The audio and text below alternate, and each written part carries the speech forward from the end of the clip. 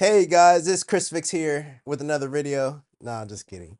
It's Team UC with another video. I got the OBD2 and the connectors from the engine or the body loom from the IS300. Got that at the Auto Parts Recycling Center. Went ahead and grabbed that. We're gonna need this for our part 2 and part 3 of the video. So go ahead, stay tuned, look what we have in store. What's good, YouTube families? Boy, Team UC here, back with another video. I had to cut that video from yesterday a little short because it was getting a little too long to explain everything. So I'm trying to simplify this and just get straight to the, the meat, the juice. So if you're following along, this is the E6 connector. As you can tell, a lot of the wiring has been removed from it, and we've got about a good 10 wires that are connected to the E6 connector. So here we have the OBD2. This video is going to be kind of dedicated to setting up the OBD2 with the wiring harness to go to the ECM. We're going to be labeling this, and after labeling this, we're going to be finding a way to meshing this to the main harness, because I am going to be setting this up with the harness to be run on the engine.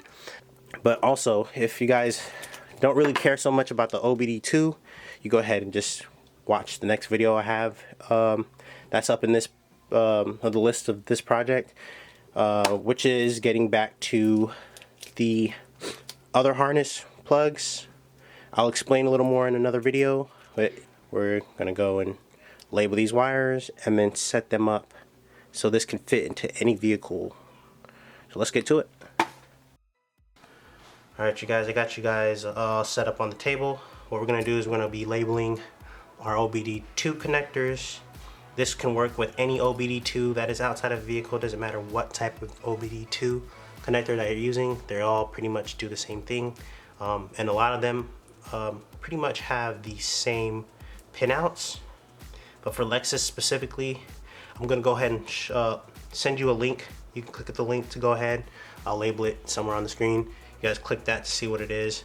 But just to kind of give you a quick rundown of what all these pins do, if you're looking at the connector like this, the one that's on your left hand side would be number 1. Then all the way to the right, it's gonna be 8. Then from 9 to 16. Just make sure you look at yours specifically so you know which ones that you're wiring it up to. So let's go ahead and label them all up, and then we'll show what we do next.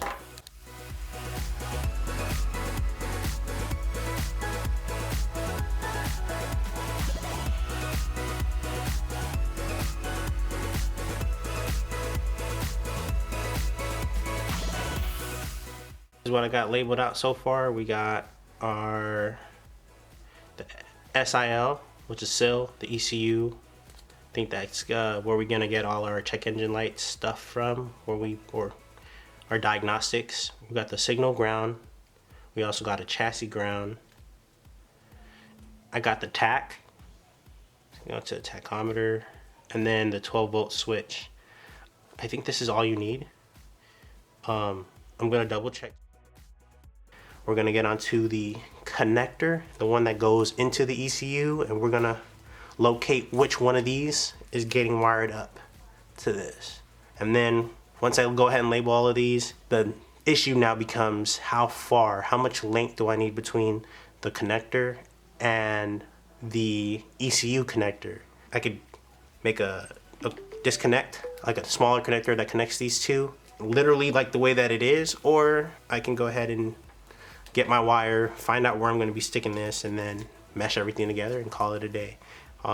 For you guys, that's something that you guys are going to have to determine. You either want to wire it up to your car, inside the cabin, that's 100% up to you. For me, I'm not too sure what car I'm putting this in yet, so I'm going to be making another connector that goes between the OBD2 and the connector that goes into the car. So I'll be able to detach it, make this longer or shorter depending on what I need it for, and then reattach it.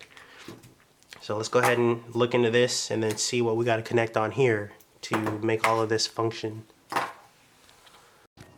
Alright y'all, I went ahead and wired in one more wire is going to be the TC. As you see there, it's going to be the timing check. These two wire, the SIL and the TC, the timing check wires, they're going to be getting wired into the ECU. To be specific, this is going to be the SIL. It's going to be connected to connector A. So we've got these two connectors, going to be connector A, and the connector A is going to be the 31 pin, which is, it's going to be this one here.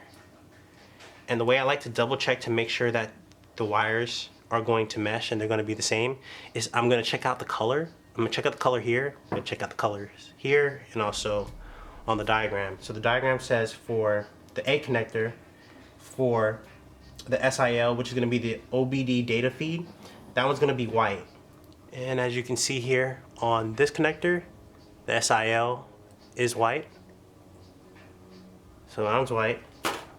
And then it says on the A connector, which is going to be our 31 pinout connector, which is also the E3 connector if you're looking for it on the diagram, it says that that wire here is also white. It's going to be pin number 26. So I'm going to take this off.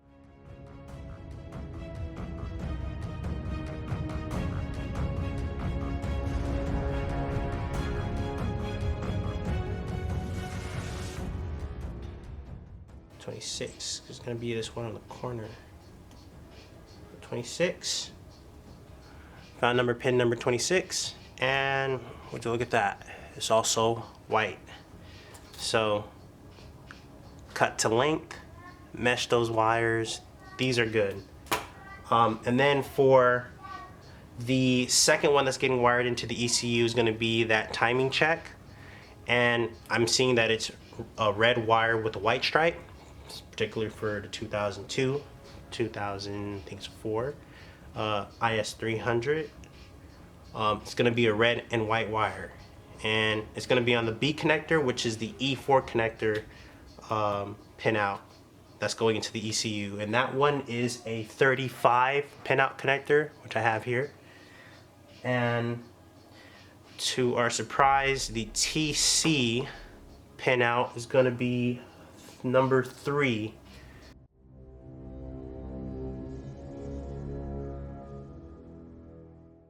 And to our surprise, boom, we got ourselves another red and white wire. That's how I double check, so you don't have to. You just locate it, cut to length, solder, make a mesh, good to go. So I'm gonna go ahead, I located everything I needed to go and locate. I'm gonna go ahead and start making this wire, and then also too, this is a signal ground, this is a chassis ground. I don't think I can fall into any trouble by putting these two together and then grounding it out.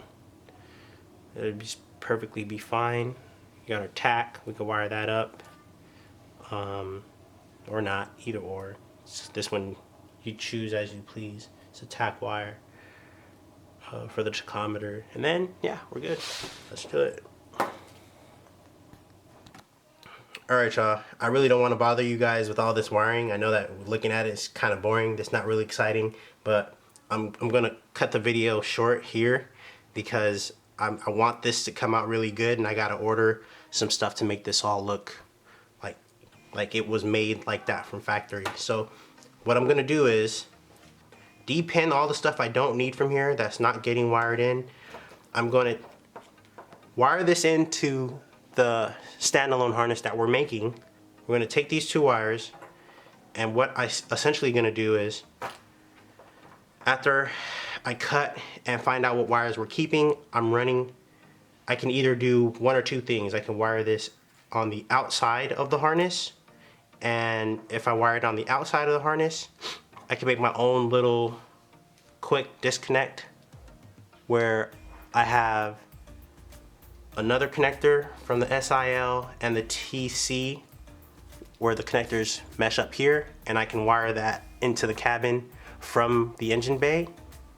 That's one setup. Or what I can do is I can run this with the harness and then wherever it comes out on the far side that gets closest to the firewall, either from the driver's side or the passenger side, then I will lengthen this wire, make them meet up closer to the firewall. So either in the engine bay separately and wired up, or kind of more put together, looks a little more professional, meet at the back side of the firewall, and then connect through there. So that's the goal. I'm gonna cut the video here short. I want to keep things too long so you guys don't get bored and we just get straight down to what we need to get done for this car and your swaps or whatever you're trying to do to get a better insight of how this is done. If you can like this so other people can actually find videos that are more helpful than the ones that you can come across, I'd appreciate it.